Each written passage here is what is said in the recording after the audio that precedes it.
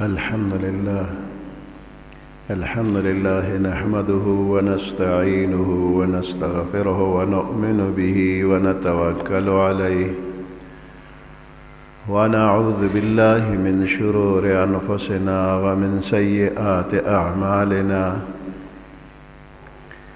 من يهده الله فلا مضل له ومن يضلله فلا هادي له ونشهد أن لا إله إلا الله وحده لا شريك له ونشهد أن محمدا عبده ورسوله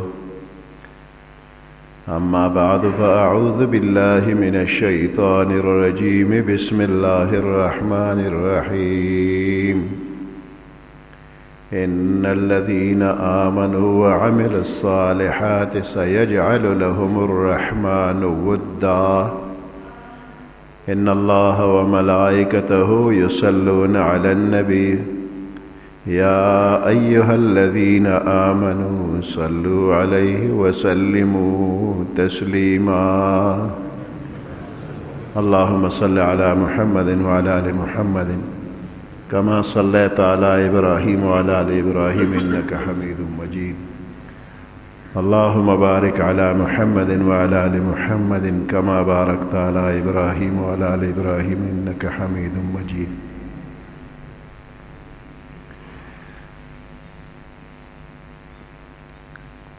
اللہ پاک انسان د عقل خاون پیدا کړی دی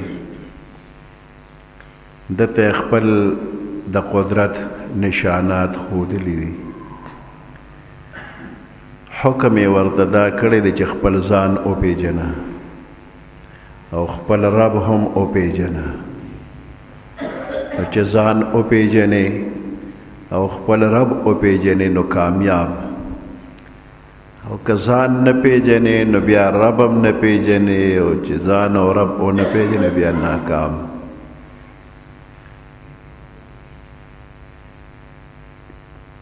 د نصیحت دپاره او د ځان د پیژنګلو دپاره مختلف انداز کې قرآن پاک بیان کوي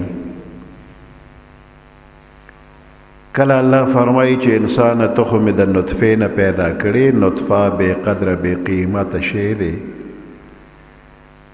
که په بدن پروزي نو بدن پلید شو که په جامه پروزي نو جامه پلیده شو نو د داسې بې قدره سیز نه جوړي نو خپل ځان ته وګوره او لوی تکبر ځان کې مه راوله د الله حکمونه ومنه او د ښکلي پیغمبر صلی الله علیه وسلم په تعلیماتو باندې عمل وکړه هغه کردار ادا که چې کوم پیغمبر علیه السلام په خپله کړی دی کوم صحابه کرامو کړی دی هغه کردار ځان کې راوله نو ته به د الله په نظر کې ډیر اوچت شي انسان د نطفې نه جوړ دی خو چې کله دی د الله حکمونه ومني ایمان راوړي ورسره عمل صالح وکړي نو په لیلة القدر کې فرشتې راشي او معافي غواړي چې د انسان د پیدایش نه مخکې داسې ولې ویلو چې اتجعل فیها من یفسد فیها ویسفک الدماء یا الله داسې مخلوق پیدا کړي چې هغه فساد او خونریزي کوي موږ ته د دې انسان پوزیشن څه معلومېدله خو یا الله تا ډېره لویه ترقي ورکړې ده دی خو تا د فرشتو نه هم په درجه کې اوچت که نو فرشتې معافي غواړي چې موږ دا خبره کړې خطا شوي یو نو د دې انسان د قدر او د عزت دپاره په لیلة القدر کې فرشتې راشي که ځان یې وپېژنده نو ترقي یې دومره چې دی د فرشتو نه مخکې دی انسان د خاورې نه پیدا دی د دې ځمکې نه پیدا دی الله فرمایي منها خلقناکم موږ تاسو پیدا کړی د دې ځمکې نه د دې خاورې نه پیدا کړی او په دې ځمکه به ته ژوند تیر کې هر قسمه ژوند چې دې تیر که که شاهانه ژوند دې تیر کو که فقیرانه ژوند دې تیر که خو که شاه دی او که ګدا دی نو د دواړو تګ بیا د ځمکې ته دی. یو عالم قطر ته تللی و، نو په قطر کې هغه یو ډېر لوی عالیشان محل ولیده. نو چا نه یې تپوس وکړه چې دا محل د دې ځای د بادشاه دی، ډېر ښکلی ښکاري. نو دا محل د قطر د بادشاه دی، سرکاري د حکومت بنګله ده؟ وی نه نه، دا د قطر د یو مالدار ترین تاجر بنګله ده، او دومره دومره کلونه د دې په جوړېدو باندې تیر شوي دي، او دومره دولت په دې لګېدلی دی. خو چې کله دا بنګله تیاره شوله، نو د بنګلې مالک پکې لږ غوندې وخت تیر که او بیا وفات شو. د دې بنګلې په خوشحالۍ پوه نه شو، داتې پاتې شوله. نو ښکاري شاهي بنګله، خو دا د قطر د یو تاجر بنګله ده. نو یې قبر یې دلته دی؟ وی نه، قبر یې هلته عامه مقبره کې دی. کوم ځای کې دی؟ نو د عالم وایي چې زه د هغه قبر له لاړم. وی د دې مالدار ترین تاجر هغه قبر مې ولیده په عامه مقبره کې، خوا کې ورسره بل. نو ما چې دی څوک رشته دار دی د قطر د دې مالدار ترین تاجر؟ دا څوک رشته دار دی؟ وی چې نه، دا د قطر د بازار د یو ملنګ او د خیرمال قبر دی. په بازار کې به سوال کو، دا د هغه قبر دی. نو د قطر مالدار ترین سړی او د قطر یو سوالګر دواړه په یو ځمکه جوخ پراته دي. دې ځمکه کې اوس دا فرق نشته چې دا بادشاه دی او دا بل ګدا دی. الله وی جون مې درکړه د دې خاورې نه مې پیدا کړې، منها خلقناکم، او په دې ځمکې نه چې مې راوویسته نو په دې به ژوند تېر کې، که شاهانه ژوند دی او که نه فقیرانه ژوند دی. وفیها نعیدکم، الله فرمایي دې ځمکې ته هم دوباره لیږم. او بیا په دې ځمکه کې روکېږي نه، داسې نه ده چې مړ شو نه بس خاورې ایرې شوې او روک شوې ختم شوې. د خلکو په نظر کې خو به روک شي، ختم به شي، خاورې به شي، خو د الله په نظر کې روک نه. روکېدل د انسان نشته. انسان څو ورځې په دې قبر کې پروتي، بدن یې روغي. څو ورځې پس دا بدن ټق اوچوي، وینې ځوې روانې شي، دا ښکلی مخ دا خاورې شي، دا ښکلې سترګې دا اوچې په مخ را اوبېږي. نو څو ورځې د چینجو خوراک شي، نو دا غوښې مخې ختمې شي، نو د اډوکو ډانچه پاتې وي. نو کلونه بیا د اډوکو ډانچه روغه پرته وي، کلونه پې تیر شي. خو چې ډېر کلونه تیر شي، نو کله کله کې یو قبر اوس پردي شي، نو اډوکې پکې نه ښکاري، هغه خاوره شي. څه موده پس اډوکې هم خاوره شي، خو په دې اډوکو کې یو اډوکې دی هغه نه خاورې کېږي.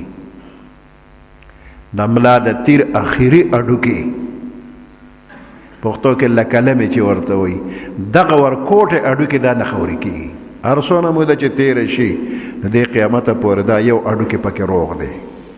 او کله چې بیا دوباره انسان جوړیږي، نو مرکب کېږي، دغه اډوکې به دا نور اډوکې به ورسره بیا الله د دې خاورو د ذرو نه دوباره جوړ کړي.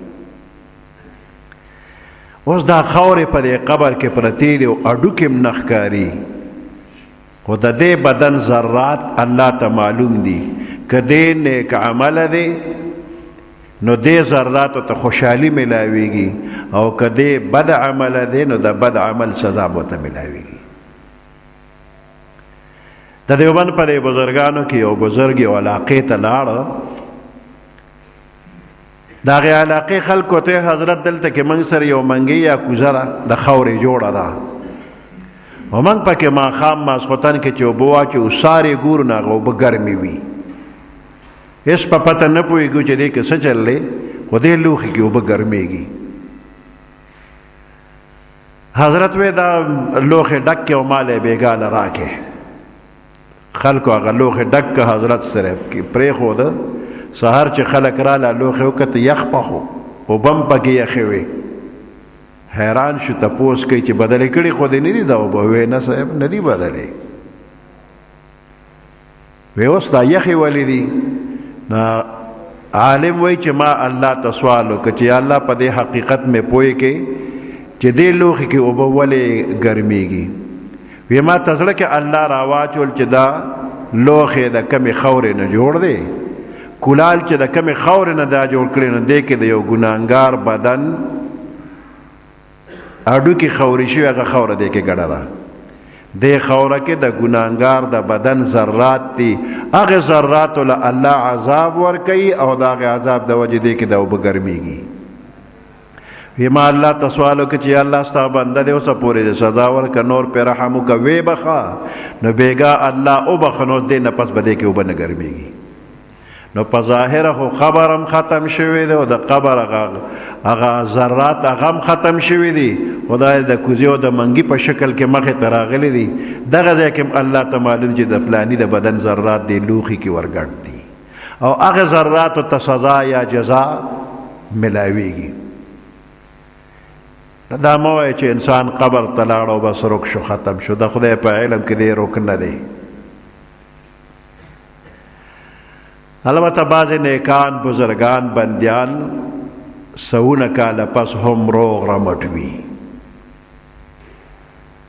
په عراق کې دوه صحابه کرام، حذیفه رضی الله تعالی عنہ، جابر ابن عبدالله رضی الله تعالی عنہ، د دوی د قبرونو ته د دریاب د طرف نه په ځمکه کې دننه دننه اوبو لار روانه کړې وه. او بلا قبر ته رسېدلې نه وې چې دا دواړه حضرات د عراق بادشاه ته خوب کې رالل او دوی زمونږ قبرونو ته اوبه را روانې دي، نو موږ د دې ځای نه وباسه بل ځای ته، کنی دا اوبه به راشي زمونږ قبر به روان شي. بادشاه بار بار خوب ولیده او بیا د ملک عالمانو سره مشوره وکړله او د هغې نه پس دا قبرونه اوس پړدل. پورا 1400 کاله پسې قبر سپړدی دی، خو چې قبر اوس پړدی شو نو دا دواړه صحابه کرام د قبر کې داسې تازه پراتو لکه ګینټه دوه مخکې چې چایخي. 1400 کاله پوره تیر شوي دي، بدن داسې تازه لکه ګینټه دوه مخکې کېښودلي شوي وي او سترګې غړېدلې وې. نو د سترګو یو انګریز ډاکټر چې سترګې وکتې وی دا سترګې اوس هم جمدې دي، دا لا مړې نه دي، غړېدلې سترګې وې.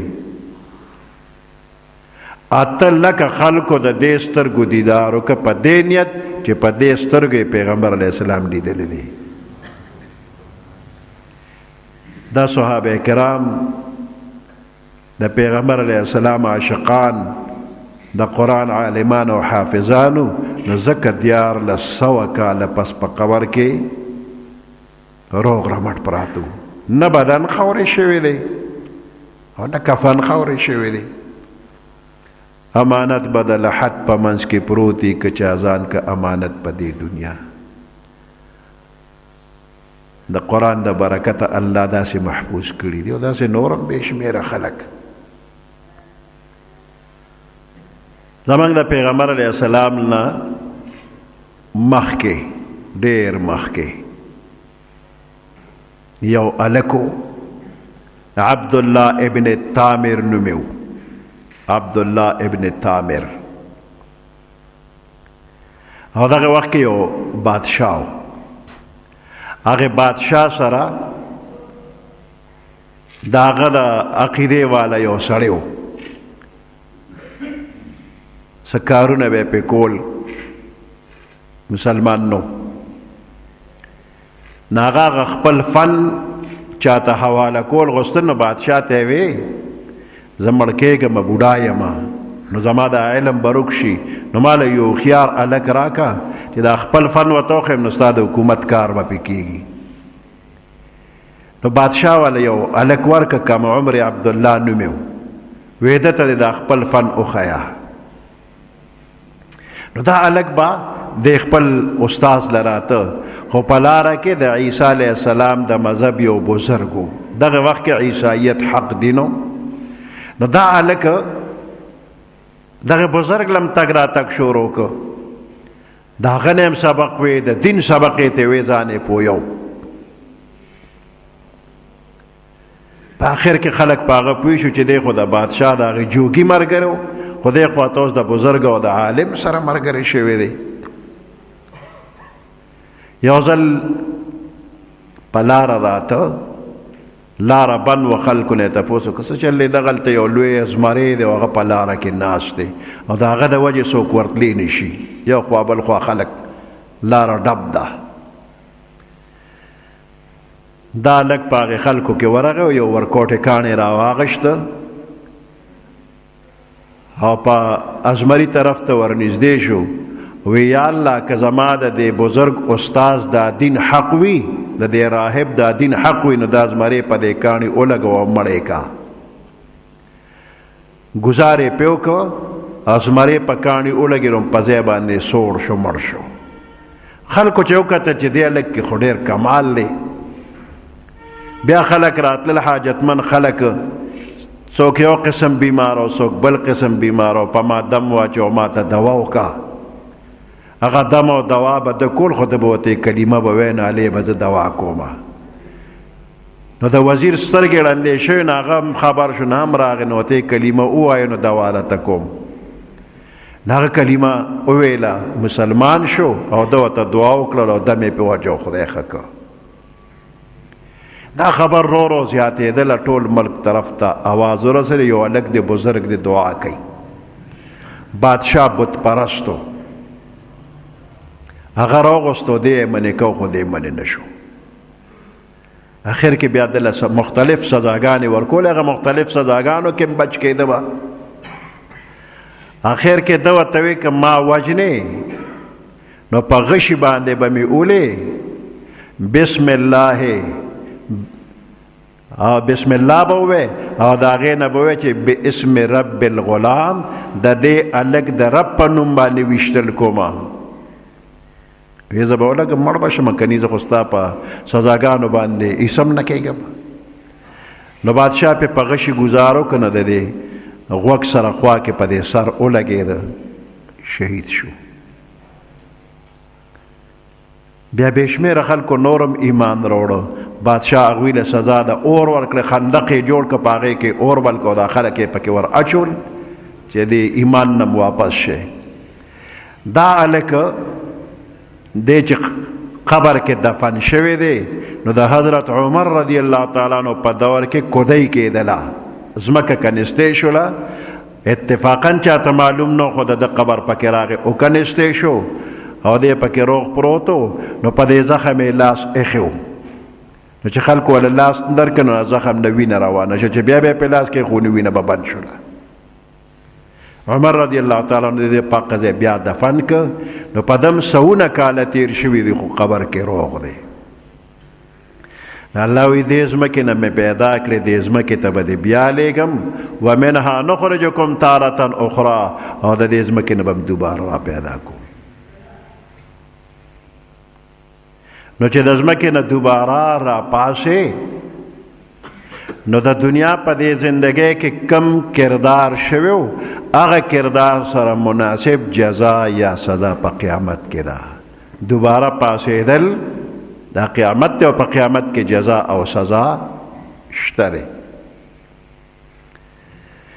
انسان دا لفظ چې دی نو دا د انس نه جوړ دی، او انس چې دی نو دا مینې محبت ته وایي. انسان ته انسان ځکه وایي چې ده کې مینه محبت شته. کم انسان کې چې انس او محبت نه وي نو دی انسان نه دی.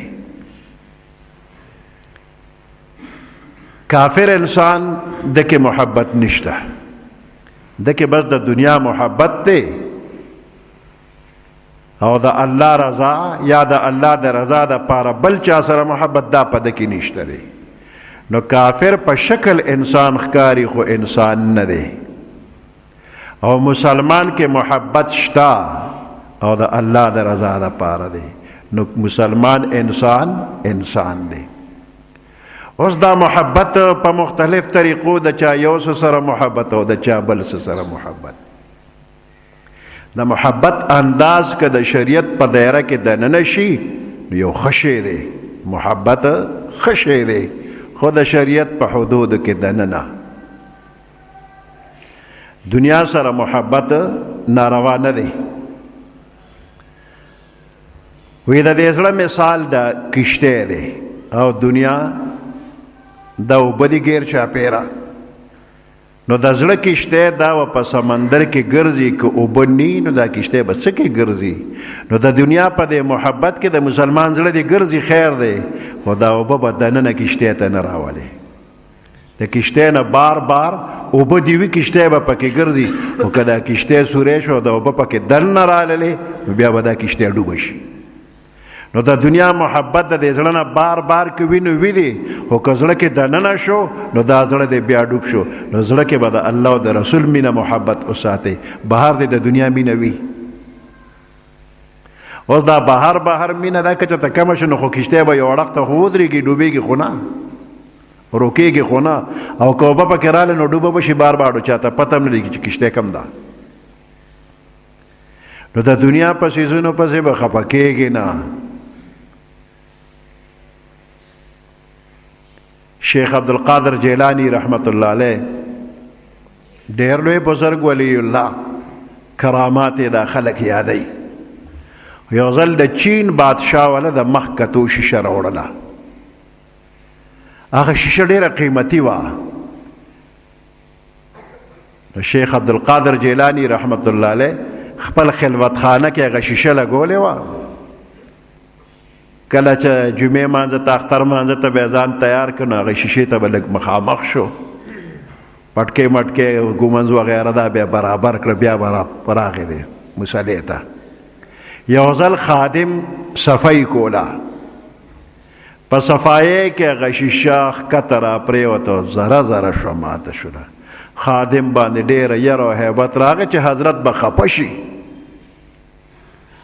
دا خو د بادشاه د لاسه قیمتي شیشه وه ماته شوله، بله پیدا کېږم نه چې راوړم ورته ولګومه. حضرت خو به ډېر خفه شي. دې کې حضرت راننوته.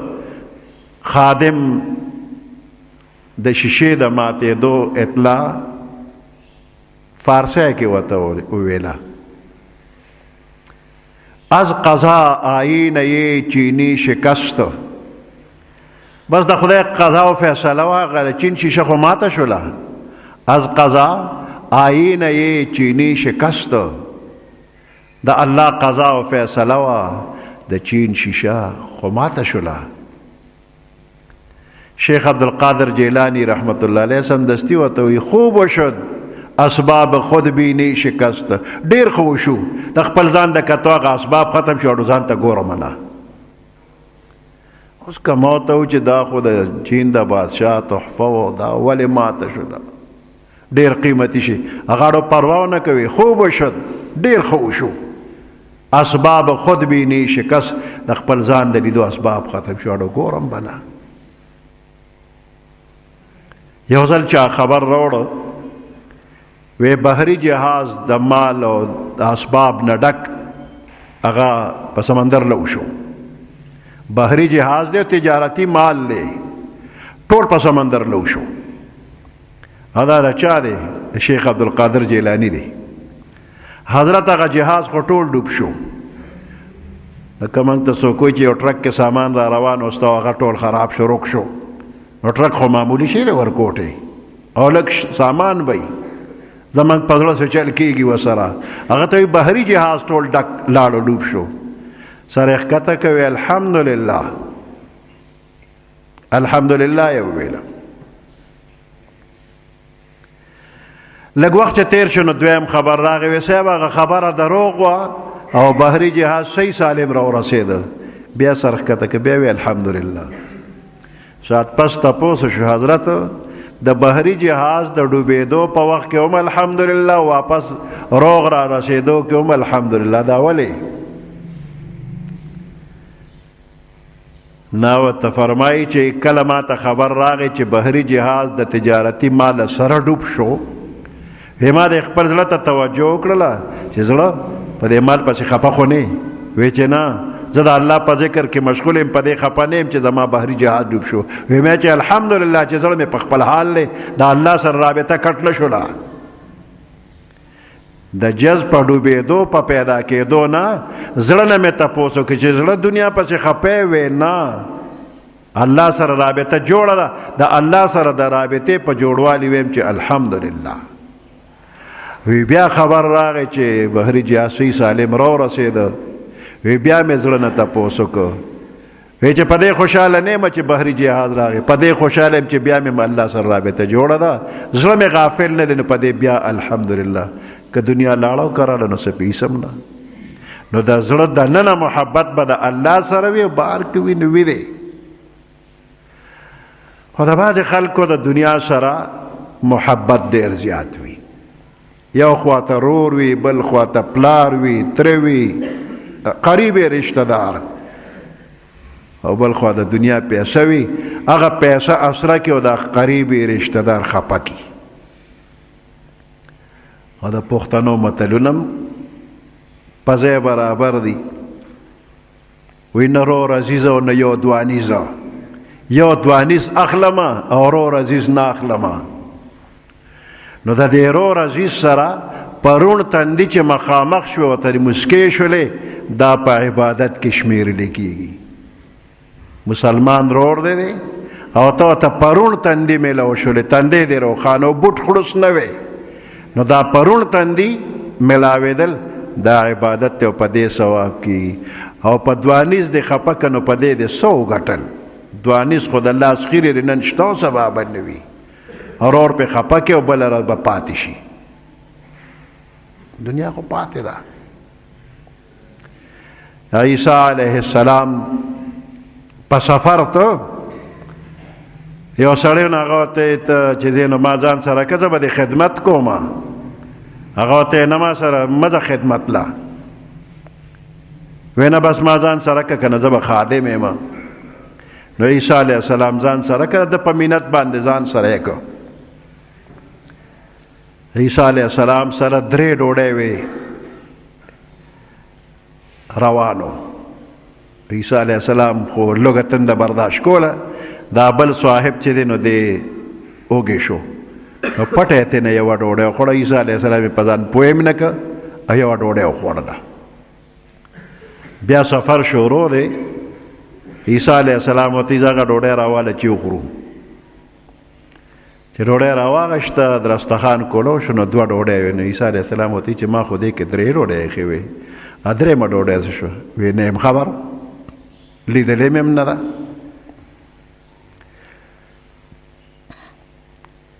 یو اوسۍ داسې روانه وه، ځنګل اوسۍ. عیسی علیه السلام هغې ته اشاره وکړه، ورته یې راشه نه راغله، حلاله یې کړله، غوښه یې پخه کړله، او دې مرګري مو خوړله او عیسی علیه السلام هم خوړله. او هغه هډوکي چې دی او پاتې غوښه او هډوکي هغه یو ځای کړه، ورته قم باذن الله، د الله په حکم پاسه اوسۍ بیا جم دی شو، روانه شوله. دې سړي ته یې ودې کتل، بیا ومې لیده چې ستا په مخ کې اوسۍ حلالم شو، ست یې هم خوړی شو، دغه یې جمدی شو، بیا لاړله. دا زما معجزه ده. ډوډۍ څه شوه؟ وی په هغې خدای مې د قسم چې دا ستا معجزه یې راته وخوړې، نه یم خبر درته مې وویل، نه یم خبر، ډوډۍ مې نه لیدلې. بیا روان شو. یو ځای کې عیسی علیه السلام او دې سړي دمه وکړله.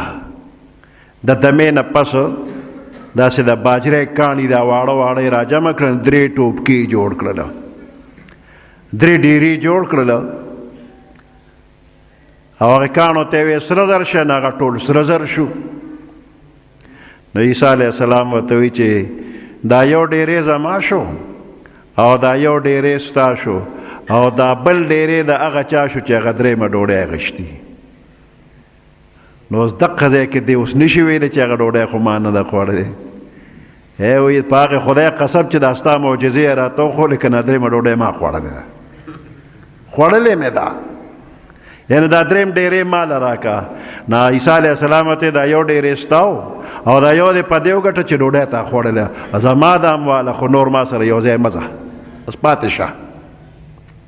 نو 3 واړه ډېري ورته پرېښو، عیسی علیه السلام ته لاړه. اوس دی ورته ګوري چې خدای دا خو درانه دي، که یو ډیرې وړم نو دوه پاتې کېږي، چې کور ته لاړ شم او بیا راځم نو دا خو به چا اغوښتې وي، د سرو زرو ډیري دا پاتې کېږي. دې سوچ کې چې څه ورسره وکړم، دې کې یو 3 کسه غله رالل چې د سرو زرو دا ډیري پراته دي، یو سړی ورسره راوینیوه نو دې ورته وژنې مې ما، خو د سرو زرو سره هم کار دی که نه، یو ډیرې ستاسو شي یو به زما شي. هغوی ته یې زه ټیک ده، خو دا ده چې اوچتولی خو یې نه شو. نو دې نه یو ورکوټي ګیټ کې والی، بازار ته به لاړ شئ، خرڅ به یې کې او ډوډۍ به راوړی، ډوډۍ به مخکې وخورو نو بیا به ځو، بیا به دا ډیري یوسو. یو یې ولېږه بازار ته، ډوډۍ پسې دا نور پاتې شو. نو دا غل او دا ساز دوی وایي چې یاره دا سړی به رانه پکې ولې اخلي. زه چې دی اوس راشي نو موږ به ورته بانه جوړه کړو چې دونه دې ناوخته کړل. اب وایي چې آخر پخلی یې غوسته سر تیاره خو نه وه، موږ به ورته چې ناوخته دې کړو بانې م کې نو راګیر به یې کړو، نو به نو مړ به یې کړو، نو بس نیم ستا نیم زما. هغه بل چې بازار ته لاړ نو هغه په زړه کې چې دوی به یې رانه والې اخلي، نو هغه والا په ډوډۍ کې زهر ګډ کړل چې ټول ما ته پاتې شي. نو هغه چې راورسېد نو ډوډۍ خو د زهرو ډکه وه، چې دوی له ډوډۍ ورکړه، دوی ورته ناوخته دې کړه، هغه ورته تیار شي ونه. دوکاندار وی لږ صبر وکړه، پخلی یې راله وکړه رای که نو وی لا ناوخته هم راله، لا نورې بانې هم که نو راګیره کې وی و مړ یې که. هغه یې مړ که نو دې دواړو یارانو بیا هغه ډوډۍ وخوړله. چې وی خوړ هغې کې زهر و نو دوی مړه شو. 3 سړي مړه پراته دي او د دنیا دولت په ځای ورسره پروت دی. 3 ډیري د سرو زرو په ځای پاتې شو، سړي 3 واړه مړه شو. څه وخت پس عیسی علیه السلام راغی چې ویې کته نو د سرو زرو ډیري هم پراته دي، ورسره مړي هم پراته دي. بس دغه دنیا ده، په دې باندې خلک د ارور عزیز هم وژني او یاران دوستان هم پې وژني او دنیا د دواړو نه پاتې وي. حال دنیا را به پرسیدم من از فرزانه، گفت یا خوابیس یا بادیس یا افسانه. حال دنیا را به پرسیدم من از فرزانه، د دنیا د حال تپوس مې د یو خيار سړی نه وکړ.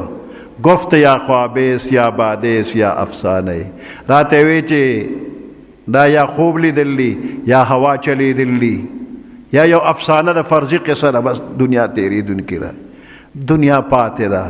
نو دنیا سره دونه محبت چې خدای رسول او دین دې ایر شي، دونه محبت جایز نه دی. بقدر ضرورت محبت وکړه چې څومره د دنیا سره ضرورت دی دقومره وکړه، او نوره ټوله مینه د الله او د الله د رسول او د دین مینه. الله پاک زمونږ او ستاسو د ټولو په زړونو کې د شریعت د ښکلې طریقو د پیغمبر علیه السلام د طریقو مینه او سره د عمل توفیق را نصیب کی. سبحان ربك رب العزة عما يصفون وسلام على المرسلين والحمد لله رب العالمين.